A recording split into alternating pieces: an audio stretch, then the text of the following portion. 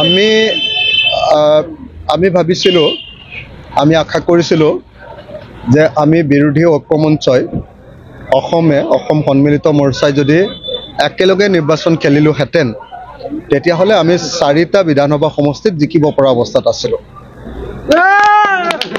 তো বিৰোধী ঐক্যমঞ্চই সেই 4টা বিধানসভা সমষ্টিত আমি জিকিব পাৰিলোহেঁতেন, কিন্তু কংগ্ৰেছে তাতকৈ বেছি ভাল কৰিম বুলি ভাবি 5টা সমষ্টিত জিকিব পাৰিম বুলি ভাবি তেওঁলোকে বিৰোধী ঐক্যমঞ্চ ভাঙি দিছিলে। এতিয়া কিন্তু দেখিছোঁ যে কংগ্ৰেছে ফলাফল ভাল কৰিব পৰা নাই। দুৰ্ভাগ্যৰ কথা যে কংগ্ৰেছৰ এই অহংকাৰৰ কাৰণে, কংগ্ৰেছৰ এই ভিত্তিহীন যিটো স্থিতি ল'লে তেওঁলোকে, সেই স্থিতিটো লোৱাৰ কাৰণে আজি অসমত বিজেপিয়ে অগ্ৰগতি লাভ কৰিছে। কংগ্ৰেছে তেওঁলোকৰ ভিতৰুৱা সংঘাতৰ কাৰণে, গৌৰৱ গগৈ আৰু ভূপেন বৰাৰ মাজত সংঘাতৰ কাৰণে, কাজিয়াৰ কাৰণে আজি 5খন আসনত বিজেপিক জিকাই দিলে। আজি গৌৰৱ গগৈৰ অহংকাৰৰ কাৰণে 5খন আসনতে আজি বিজেপি অসমত জিকি গ'ল। গতিকে ইয়াৰ পৰা আমি শিক্ষা এটাই ল'ব লাগিব যে 2026 চনত আমি আকৌ একলগ হ'ব লাগিব। বিজেপিয়ে হৰুৱাবৰ হ'লে আমি আটাইবিলাক ঐক্যবদ্ধ হ'ব লাগিব আৰু কংগ্ৰেছে তেওঁলোকৰ অহংকাৰ ত্যাগ কৰিব লাগিব।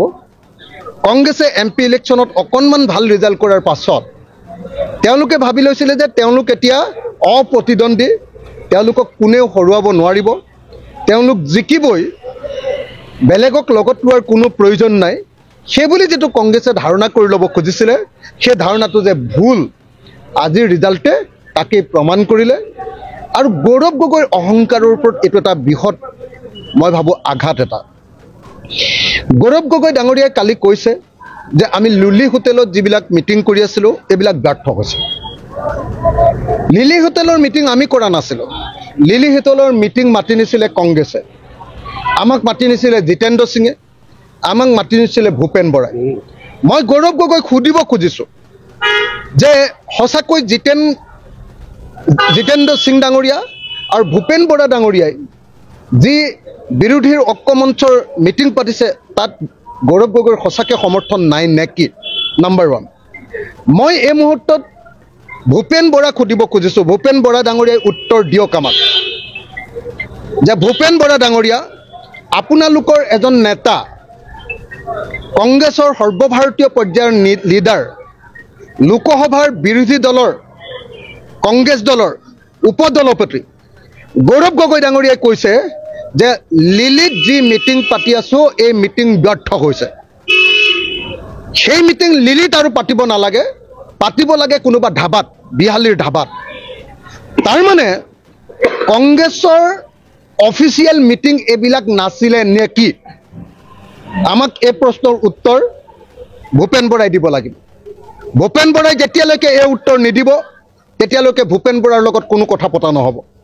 যেতিয়ালৈকে ভূপেন বৰাই এই প্ৰশ্নৰ উত্তৰ নিদিব তেতিয়ালৈকে কেতিয়াও কংগ্ৰেছ দলৰ লগত কোনো কথা পতা নহ'ব। ভূপেন বৰাই আমাক অপমান কৰিছে, ভূপেন বৰাই আমাক উত্তৰ দিব লাগিব, জবাব দিব লাগিব। তেওঁ আমাক অপমান কৰিছে, তেওঁ বাৰম্বাৰ লিলি হোটেললৈ আমাক মাতি নিছে আৰু এতিয়া তেওঁলোকৰ কেন্দ্ৰীয় নেতাই কৈছে, বিৰোধী উপদলপতিয়ে কৈছে যে সেই মিটিংবিলাকত কংগ্ৰেছৰ কোনো অনুমোদন নাই। নিশ্চয় অনুমোদন নাই, কাৰণ সেইবিলাক ব্যৰ্থ হোৱা বুলি তেওঁ আনুষ্ঠানিকভাৱে ঘোষণা কৰিছে আৰু মিটিংবিলাক তেওঁলোকে ধাবাত পাতিব লাগে বুলি কৈছে। গতিকে এইটোৱে আমাক অপমানিত কৰিছে। আৰু গৌৰৱ গগৈ এই প্ৰশ্নৰ উত্তৰ কংগ্ৰেছ দলৰ ভূপেন বৰাই আমাক যেতিয়ালৈকে নিদিব তেতিয়ালৈকে ভূপেন বৰাৰ লগত আমাৰ কোনো কথা বাৰ্তা নহয়।